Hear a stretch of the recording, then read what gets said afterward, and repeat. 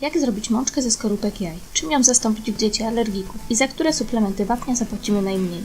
Tak jak mówiłam w filmie na temat żółtek, jajka do produkcji mączki ze skorupek rozbijamy ostrym nożem. Dzięki temu ich krawędzie nie kruszą się, co ułatwia obieranie skorupek z błonek.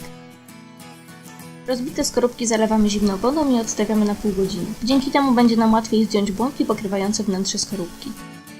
Po tym czasie błonki usuwamy pod zimną, bieżącą wodą, jednocześnie myjąc skorupki z resztek jaj.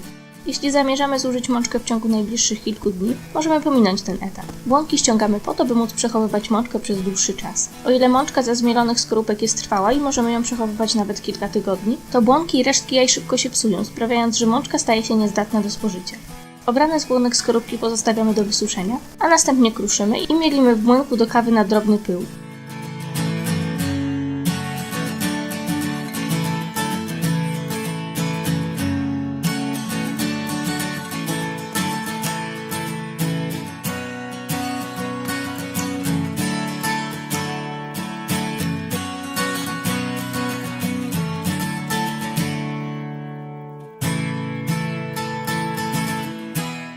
Lub rozgniatamy w moździerzu.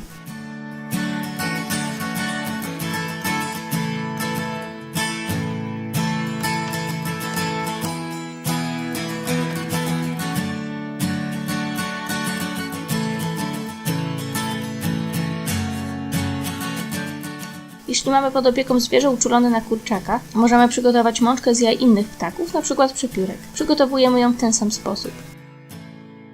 Jeśli z jakichś przyczyn nie chcemy lub nie możemy robić mączki ze skorupek jaj własnoręcznie, możemy kupić gotowy produkt lub zastąpić ją jednym z 3 alternatywnych suplementów wapnia, które mogę Wam pokazać w dzisiejszym filmie dzięki uprzejmości sklepu Madziopet, będącego polskim dystrybutorem suplementów firmy Lidisbar. W Madziopet możemy kupić zarówno gotową mączkę ze skorupek jaj, jak i alternatywne suplementy wapnia, czyli węglan wapnia, cytrynian wapnia i wapń z alg, który zawiera również niewielkie ilości innych mikroelementów, takich jak jod i magnez. Jeśli chodzi o wydajność wymienionych suplementów, to najkorzystniej wypadają mączka ze skorupek jaj i węglan wapnia. Na każdy kilogram mięsa dodajemy około 5 g tych suplementów. Nieznacznie gorzej wypada w tej kwestii wapń z alg, którego podajemy około 6 g na każdy kilogram mięsa. Najmniej wydajny okazuje się być cytrynian, którego podajemy 9 g na każdy kilogram mięsa. Jeśli chodzi o cenę za kilogram, najkorzystniej wypada węglan wapnia. Cena pozostałych 3 suplementów jest zbliżona. W stosunku wydajności do ceny ponownie króluje węglan wapnia. Suplementując nim kilogram mięsa zapłacimy około 32 groszy. W przypadku mączki ze skorupek będzie to 50 groszy, wapnia z alg 66 groszy, a cytrynianu wapnia około złotówki. Mimo różnic kwoty te pozostają niewielkie, a w barwie ważna jest różnorodność, dlatego najlepiej wymienionych suplementów używać zamiennie.